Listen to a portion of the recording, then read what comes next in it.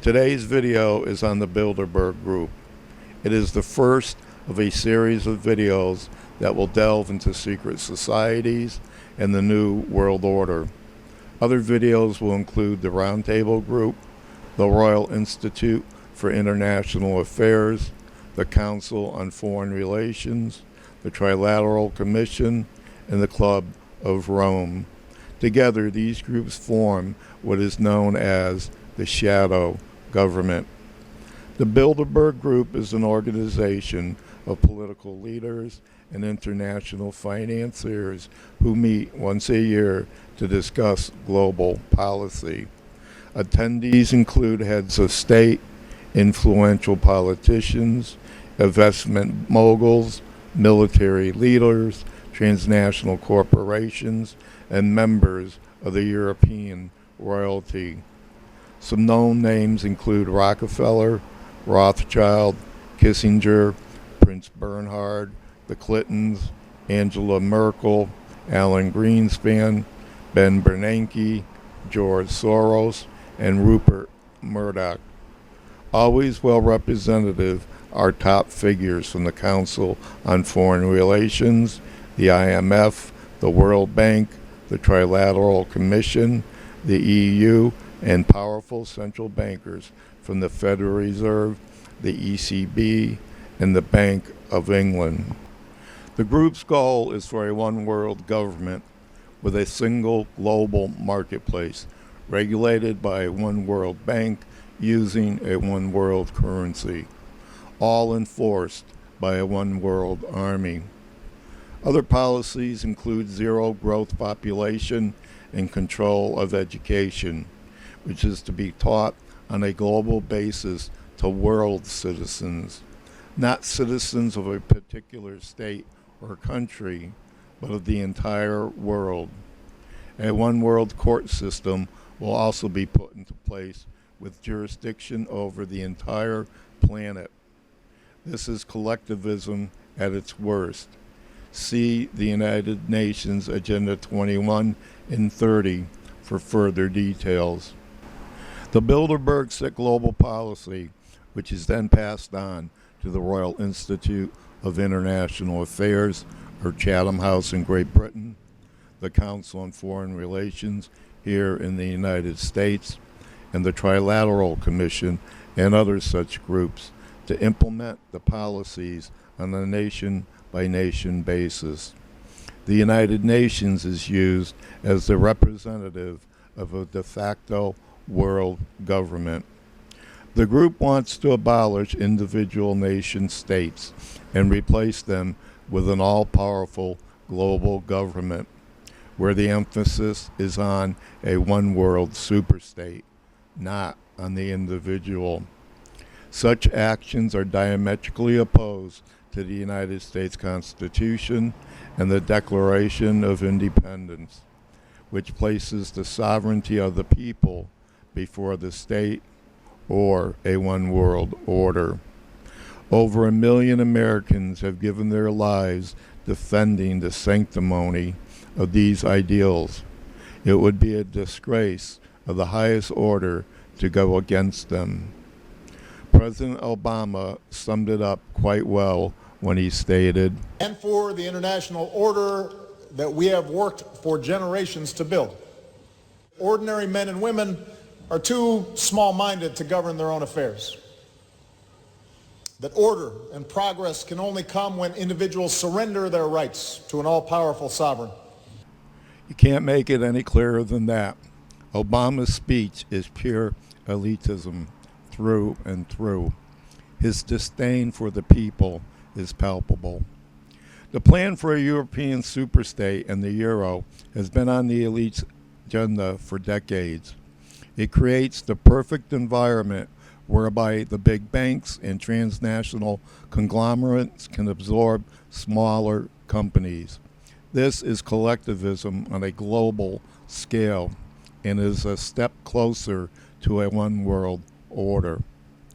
The Bilderbergs are presently in the process of implementing a global citizens tax, which will be payable to the United Nations.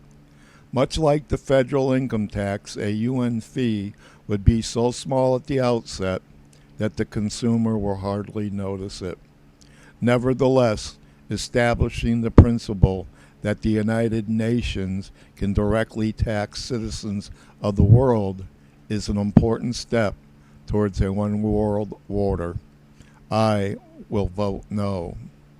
The origin for European and American unification as a superstate can be traced back to a speech given in 1946 by Joseph Ratzinger at Chatham House, the meeting place of the European Roundtable Group, examined in other videos.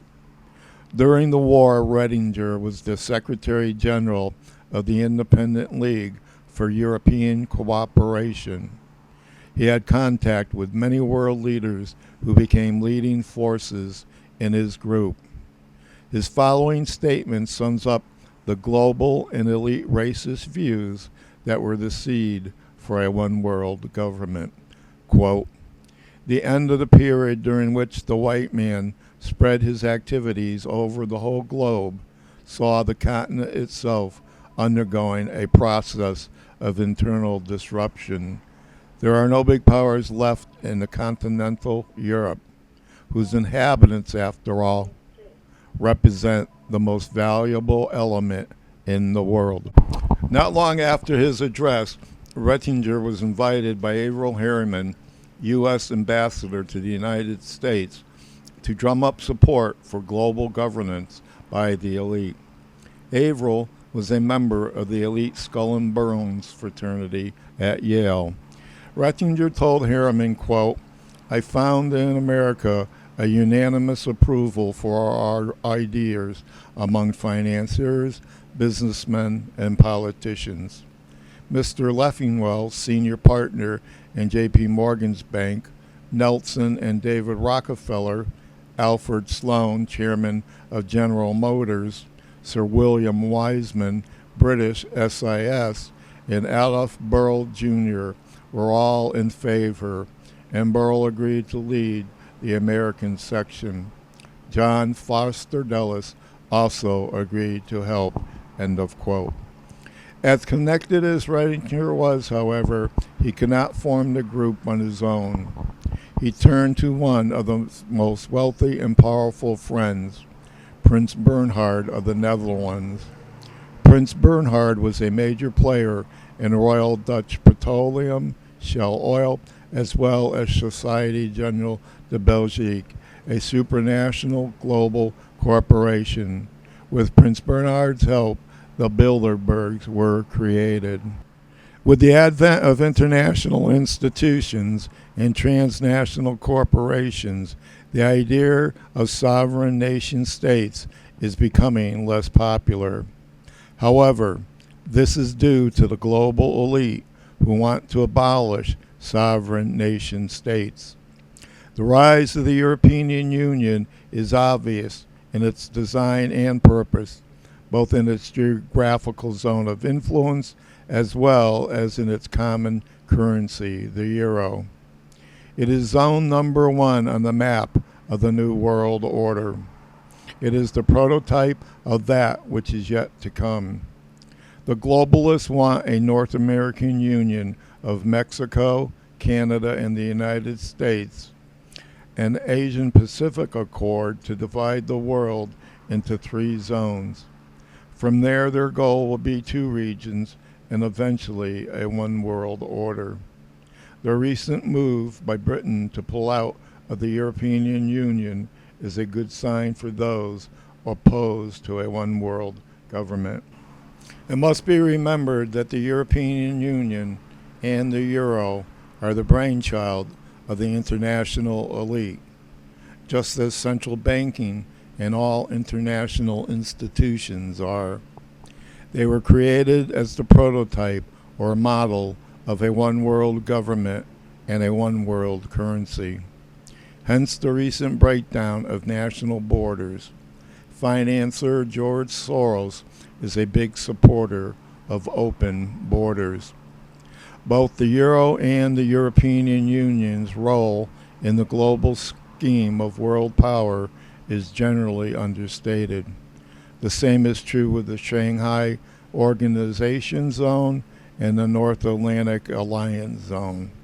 All three result in the reduction of nationalism in favor of internationalism. The individual citizen is placed at the bottom of the food chain, when in fact they are sovereign individuals that come before nation states and supranational zones of governance. The people come first, nations second, and international organizations last. The Constitution is a trust document. The elected representatives of the people are the trustees of the trust, while the people are the beneficiaries of that trust. The trustees have a fiduciary responsibility to the people who ordained the trust. The money power is controlled by the international elite money changers, who not only control central banks, they created central banking. They also created the International Monetary Fund, the World Bank, the United Nations, the Bretton Woods Accord, NATO, and the World Trade Organization, to name but a few. As this series of videos will show, the secret and elite organizations that decide on important global policies is made up of various political leaders, royalty, industrialists, and very powerful people from different nation states. Collectively, they are beyond the scope and influence of mere nations, even that of the United States. As President Wilson once stated, quote, "A great industrial nation is controlled by its system of credit. Our system of credit is concentrated. The growth of the nation and all our activities are in the hands of a few men. We have come to be one of the worst ruled, one of the most completely controlled and dominated governments in the world. No longer a government of free opinion, no longer a government by conviction and vote of the majority, but a government by the opinion and duress of small groups of dominant men. Since I entered politics, I have chiefly had men's views confided to me privately. Some of the biggest men in the United States in the field of commerce and manufacturing are afraid of somebody, are afraid of something. They know that there is a power somewhere, so organized, so subtle, so watchful, so interlocked, so complete, so pervasive, that they had better not speak above their breath when they speak in condemnation of it. Wilson was aware of a power so formidable that it made those in his inner circle of influence quake in their boots. It is obvious that the power he referred to was, at the global level, far superior to the powers of nation-states and the men that rule them. Professor Carroll Quigley, world-renowned historian at Georgetown University, a prolific author and mentor to Bill Clinton, stated in Tragedy and Hope, A History of the World in Our Time, quote, "The powers of financial capitalism had a far-reaching aim, nothing less than to create a world system of financial control in private hands, able to dominate the political system of each country and the economy of the world as a whole. This system was to be controlled in a feudalist fashion by the central banks of the world acting in concert, by secret agreements arrived at in frequent meetings and conferences. The apex of the system was to be the Bank for International Settlements. The system is all-pervasive. It runs on stealth and deception. Just how deep does it go?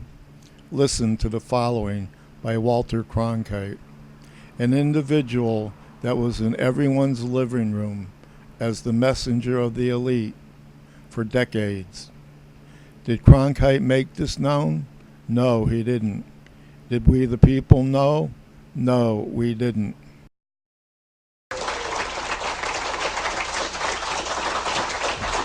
You know, those of us who are living today can truly influence the future of civilization.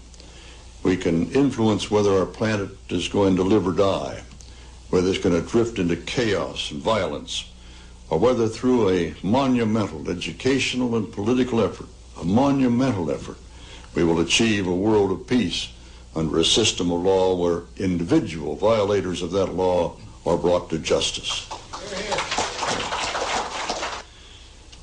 For how many thousands of years now have we humans been what we insist on calling civilized? And yet, in total contradiction, we also persist in the savage belief that we must occasionally at least settle our arguments by killing each other. While we spend much of our time and a great deal of our treasure in preparing for war, we see no comparable effort in establishing peace. Meanwhile, emphasizing the sloth in this regard, those advocates who work for world peace by urging a system of world law and order, world government, if you please, are called impractical dreamers. Those impractical dreamers are entitled, it seems to me, to ask their critics, what is so darn practical about war? First, we Americans are going to have to yield up some of our sovereignty. That's going to be, to many, a bitter pill. It would take a lot of courage, a lot of faith, a lot of persuasion to them to come along with us on this necessity. Our forefathers believed that the closer the laws are to the people, the better. Cities legislate on local matters, of course. States make decisions on matters within their borders. And the national government deals with issues that transcend the states, such as interstate commerce, foreign relations. That's what we mean by federalism. Today, we must develop federal structures on a global level. To deal with world problems, we need a system of enforceable world law, a democratic federal world government. You know, what Alexander Hamilton wrote about the need for law among the 13 states applies today to the approximately 200 sovereignties in our global village, all of which are going to have to be convinced to give up some of that sovereignty to the better, greater union. Hamilton said,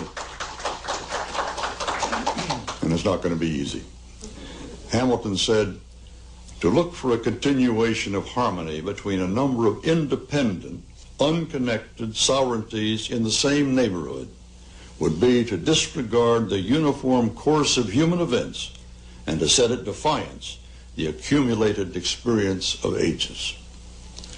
Today, the notion of unlimited national sovereignty means international anarchy.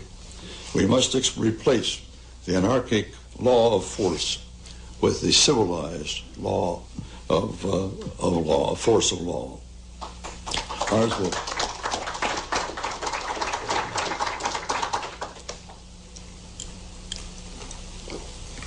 That's water.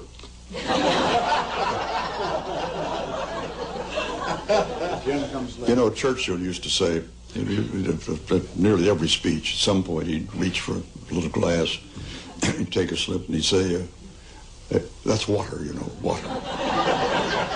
Except he lied.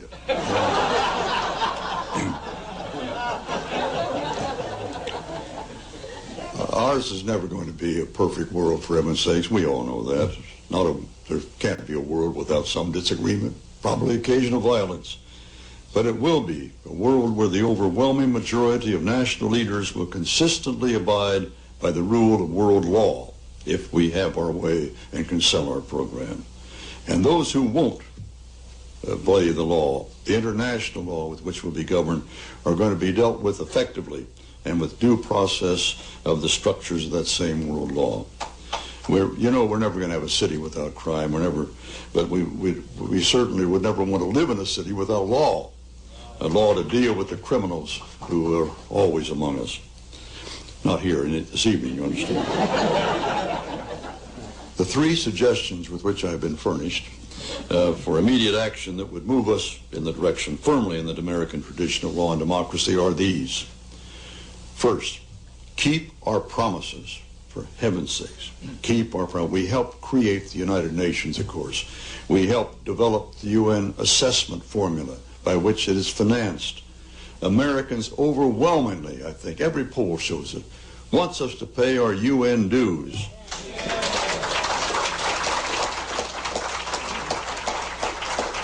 Wants us to pay them with none of these crippling limitations that we, with our arrogance, seem to want to impose.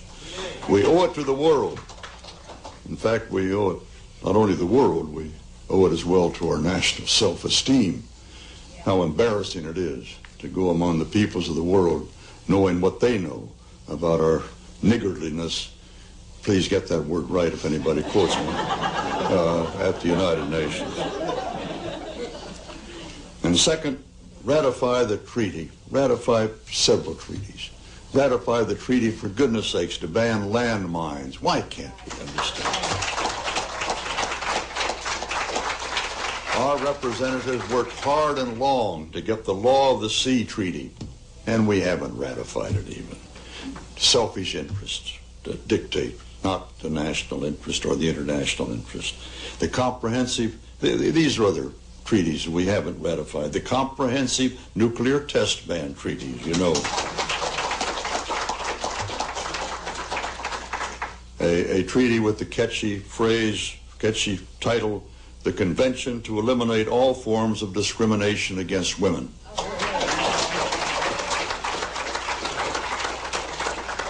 Title may not be catchy, but the idea certainly is. And the Convention on the Rights of the Child. We haven't even done that.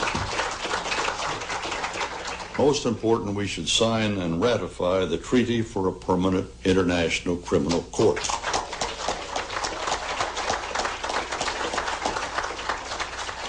That is now at the core of the World Federalist Movement's drive.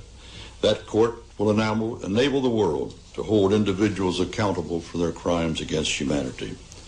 And the third point, just consider, if you will, after 55 years, the possibility of a more representative and democratic system of decision-making at the UN. This should include both revision of the veto in the Security Council and adoption of a weighted voting system in the General Assembly.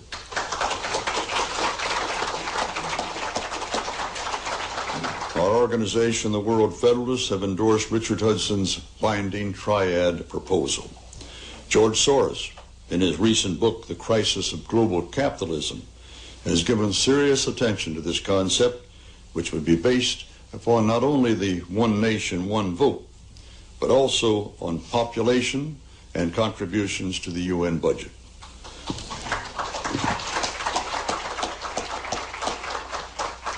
Resolutions adopted by majorities in each of these three areas would then be binding, enforceable law.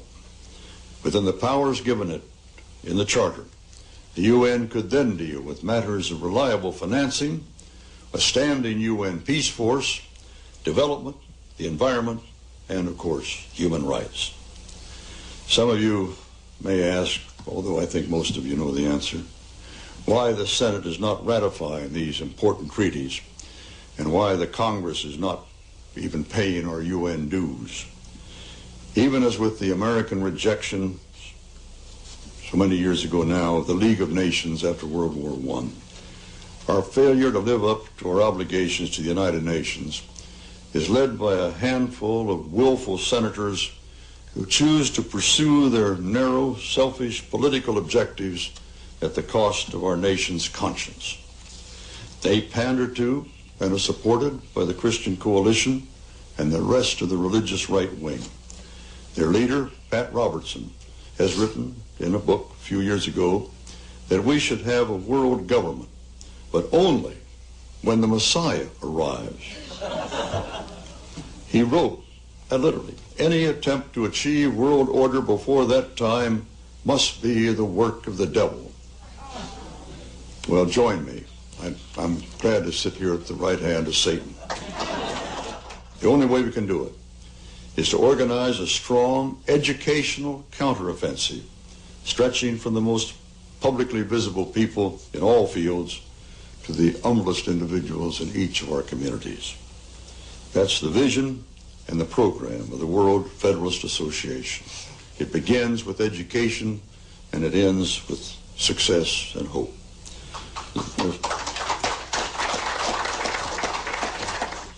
Let us hear the peal of a new international Liberty Bell that calls us all to the creation of a system of enforceable world law in which the universal desire for peace can place its hope and its prayers. As Carl Van Doren has written, history is now choosing the founders of the World Federation. That was back there at the beginning. And he said, any person who can be among that number and fails to do so has lost the noblest opportunity of a lifetime. There you have it. The major newscaster for almost half a century was a proponent for a one world order. Future videos will show how this system spread throughout society, with most of the people not even aware it was occurring. This is how the elite work, through stealth and deception. We must remember, vigilance is the cost of freedom.